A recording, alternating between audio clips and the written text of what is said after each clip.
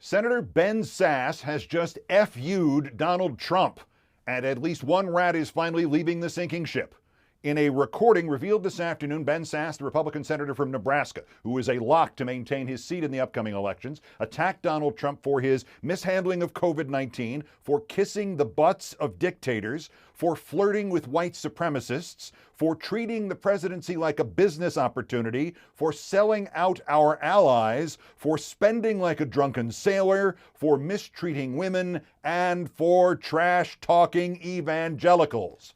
And lo, the scales have fallen from their eyes. The Washington Examiner, not exactly a Trump-skeptical publication, printed an exclusive at 2 p.m. Eastern on Thursday, summarizing a private conference call Sasse held with his constituents. The paper says it was played a clip of a recording of that call. It does not know the date of Sasse's remarks, but it's clearly from this year, since the coronavirus issue plays so prominently in it. To compare Sasse's rant to something like the confessions by the corrupt senator at the end of the Frank Capra, Jimmy Stewart classic Mr. Smith Goes to Washington is a wild stretch. But the story does provoke something of that unique sense of relief that no, you are not crazy. They are crazy. It is cathartic, and it is the first sign of human life inside the GOP, even if the worst consequence for Sasse would be that Trump would be reelected and he would have to spend the next 4 years getting pilloried by our dictator president. But most importantly, the rant is 10 minutes long, and it seems to have sprung organically and, as the old line goes, fully grown out of the ground. It is 10 minutes long. It begins, per the Washington Examiner, with an unidentified woman believed to be a Nebraska constituent asking Sasse to explain, quote, "your relationship with the president. Why do you have to criticize him so much?" Sasse starts his answer by listing all the areas in which he and Trump have agreed. He apparently runs out nearly as quickly as you or I would. After a brief swipe at the media for laying blame for the negligent or deliberate mass homicides at Trump's feet, Sasse quickly goes nuclear on his backside. But the reality is that he careened from curb to curb. First, he ignored COVID, the Republican senator is heard to say on the recording, and then he went into full economic shutdown mode. He was the one who said 10 to 14 days of shutdown would fix this, and that was always wrong. And so I don't think the way he's led through COVID has been reasonable or responsible or right. The newspaper does not make clear exactly how Sasse pivoted from the pandemic to the other topics, but pivot he did. The way Trump kisses dictators' butts, he's quoted as saying, the way he ignores the Uyghurs, our literal concentration camps in Xinjiang. Right now he hasn't lifted a finger on behalf of the Hong Kongers. The head of steam builds quickly from there. Sasse assails Trump for the fact that, quote, the United States now regularly sells out our allies under his leadership. Then immediately after that, the way he treats women, spends like a drunken sailor. The ways I criticize President Obama for that kind of spending, I've criticized President Trump for as well. He mocks evangelicals behind closed doors. His family has treated the presidency like a business opportunity. He's flirted with white supremacists. Again, this is not Senator Joseph Payne's mea culpa urging his colleagues to expel him. It is doubtful Sasse will be endorsing Joe Biden tonight. On the other hand, he might as well.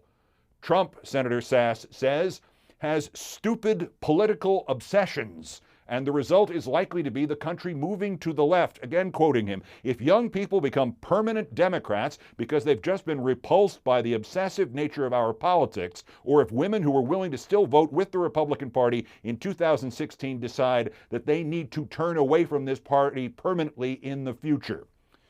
Nowhere is it clear in any of this whether Sasse knows he's being recorded.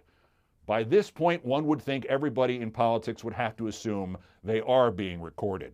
He goes on, I spent lots of the last year on a campaign bus, and when you listen to Nebraskans, they don't really want more rage tweeting as a new form of entertainment. And then comes the biggest heresy of them all.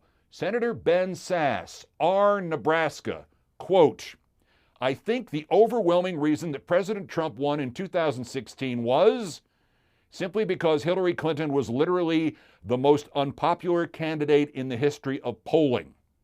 I do not believe this is part of the authorized Trump American History series. But perhaps the most startling part of the Senator Sasse tape story today is his spokesman's official on-the-record reaction to it. James Wegman did not turn to the, he was taken out of context, or he was just expressing the frustrations of the moment, or he believes in the president's agenda. Quoting that spokesman, "I don't know how many more times we can shout this. Even though the Beltway is obsessing exclusively about the presidential race, control of the Senate is 10 times more important. The fragile Senate seats that will determine whether Democrats nuke the Senate are the races Ben cares about, the races he's working on, and the only races he's talking about." So a sitting Republican politician of some prominence has just FU'd Trump. And his spokesman has then confirmed that FU Trump and added an extra helping of FU Trump to go. Mitt Romney's Tuesday attack on Trump, hidden though it was in the warm, gooey glob that is both sides-ism and the references to me of all people, was not exactly a defection from the GOP. But Sasse is using language not previously used about Trump by any sitting Republican, certainly none this high up in the food chain. It's like saying, "My God, I'm not alone. Somebody's out there and hears me." The silence heretofore has been one consistency of the few consistencies in American politics since 2015. And Sasse could be a lone wolf here, or he could be the first signs of a run on the bank. But consider his comments in this context. The devil has risen from hell and taken over the Republican Fascist Party, and they are all silent, even the ones who once were not silent. The ones who had predicted that were Trump nominated, we would get, well, what we got today. Why have the other ones all been silent? Why is Sasse a story? Well, for 30 years, Republicans have been taught to believe that this is their country, and that whenever they are not in power, it is the result of treachery, trickery, or crimes by illegal aliens, or sabotage, or other scheming. It is their baseline belief. It rationalizes their victimhood, and it rationalizes stopping at nothing to retain or seize control. These Republicans, these empty heads like Josh Hawley and Mike Pence, and these children like Charlie Kirk and Ben Shapiro, they have never known a country without Limbaugh, O'Reilly, Fox News, Breitbart, Trump, reminding them to believe that they are patriots and Democrats and the left are traitors. They are self-martyring, and they have long fully believed all the hate that Trump now throws against the wall on an hourly basis. They won't abandon Trump because they have never abandoned authoritarianism. And then Senator Ben Sasse just did. This party has been moving inexorably towards this state since the 1930s. The Republicans didn't abandon Bush and Cheney and torture and fictional terror alerts. They defended Newt Gingrich when he wanted to limit the First Amendment. They defended Giuliani when he wanted to ignore an election and delay leaving office as mayor of New York. They defended Richard Nixon. They were silent in front of Joe McCarthy. As Hitler rose, they looked to Charles Lindbergh, another Nazi. Trump has just been better at this than all of those amateurs.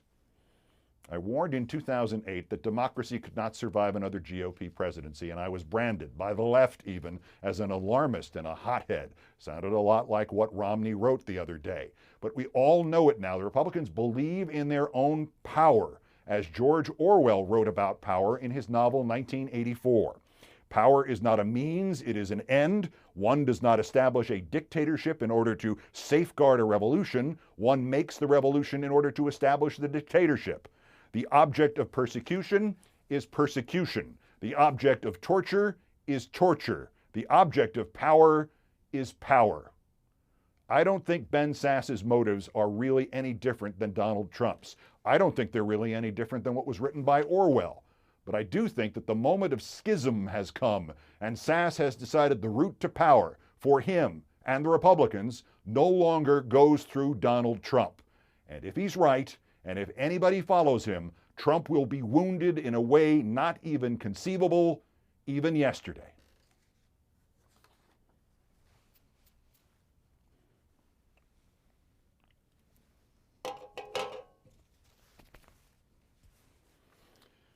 Cola-can sound effects, no extra charge. A quick look at the headlines, as if we needed one after the Ben Sasse story. Trump is doing, as you know, the dueling town halls thing that was originally just the Biden town hall after Trump backed out of the virtual one that was going to be the second debate. He has already pre-trashed the network that bent over backwards to give him his competing town hall. At a rally in North Carolina, he said of NBC, it is, quote, the worst. He continued his insults against them and against the moderator of this town hall that he is doing on NBC, Savannah Guthrie, for whom I bleed as somebody I have worked with in the past. Trump then sums it up. I figured, what the hell, we get a free hour on television. Pro tip, cancel the damn thing right now. Number two, Trump also in North Carolina says that he will get COVID-19 monetary relief in the figure of $1.8 billion from China. China will pay this country $1.8 billion to make up for losses over COVID-19. How is he going to get that money? Quote, well, there's a lot of ways, okay? There's a lot of ways, and I'll figure every one of them out. Then, realizing that he is clearly slipping, and he has just admitted what is usually true, that he has no clue as to what to do about the thing he just promised, he added, I already have figured them out.